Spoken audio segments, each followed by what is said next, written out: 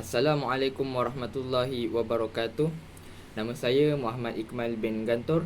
Nombor matrik saya adalah FB230032. Saya telah menyertai program Eksekutif Imam Profesional di UTHM Batu Pahat. Tajuk kali ini ialah saya ingin menceritakan mengenai tafsir Imam Al-Baidawi. Imam Al-Baidawi memiliki nama panjang, iaitu Abdullah bin Umar bin Muhammad bin Ali Asy-Syirazi Abu Sa'id Abu Al-Khair Nasiruddin Al-Baidawi. Lahir di Al-Baidah, Persia pada awal abad yang ke-7 Hijrah. Wafat di Tabriz pada tahun 685 Hijrah sama dengan 1292 Masihi.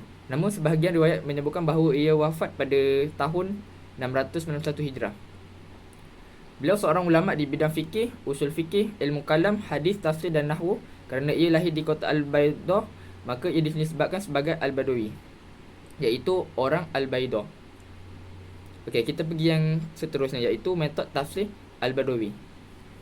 Okey, metod tafsir Al-Badawi adalah, salah satu kitabnya adalah Tafsir Anwar Al-Tanzil wa Asrar Al-Ta'wil, atau yang lebih dikenali dengan Tafsir Al-Badawi, merupakan sebuah karya Al-Badawi yang diuraikan dengan bahasa ringkas namun mendalam dan cukup indah dan menerima banyak komen dari para ulama. Okey, ketika menuliskan sebuah karya, ilmu tidak terkecuali dalam menafsirkan Al-Quran. Setiap pengarang tentu mempunyai metod dan kecenderungan tersendiri. Begitu juga halnya dengan Al-Badawi dalam menafsirkan Al-Quran. Beliau tidak bisa terlepas dari salah satu metod yang telah ditetapkan oleh ulama tafsir. Dari hasil penelitian yang telah dilakukan, penulis mengambil pemahaman bahawa dalam menafsirkan Al-Quran, Al-Badawi menggunakan metod tahlili, iaitu analisis dalam tafsirnya,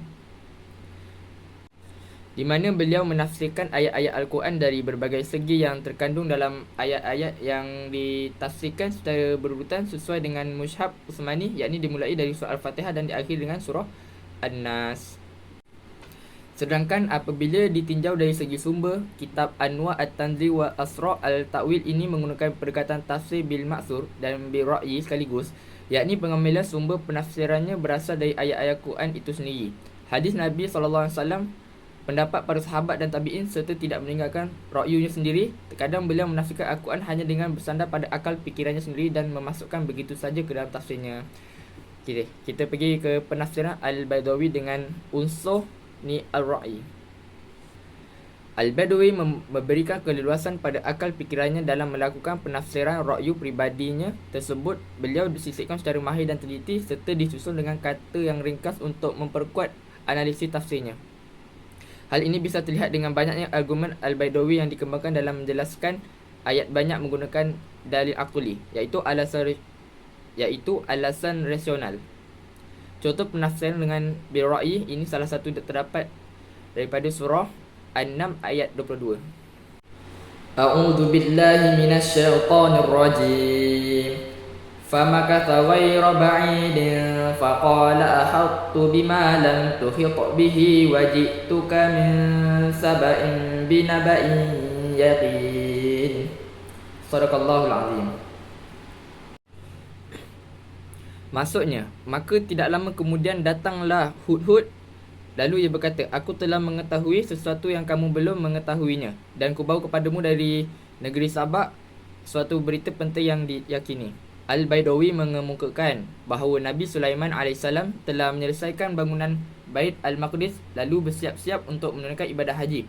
Setelah mengutip sebuah kisah Israiliyat tentang pengembaraan Nabi Sulaiman dari Mekah ke Sana'ah tanpa menyebutkan kualitas riwayat tersebut dan juga menafikannya, beliau berkata,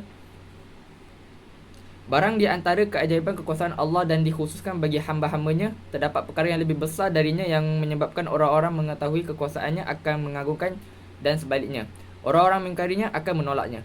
Ada beberapa kaedah yang digunakan oleh Baidawi ketika menafsirkan suatu ayat atau kata dalam Al-Quran. Di antaranya adalah penggunaan tata bahasa, qiraah, munasabah ayat dan mengambil kisah Israiliyat. Kesimpulannya, kita dapat mengetahui cara tafsir Imam Al-Baidawi ini. Ia menafsirkan Al-Quran hanya dengan bersandar pada akal fikirannya. Dan semoga kita selepas ini dapat mendalami ilmu tentang mengenai pengantar tafsir ini dan dapat mengamalkan isi kandungan ayat-ayat Quran. InsyaAllah itu daripada saya. Assalamualaikum warahmatullahi wabarakatuh.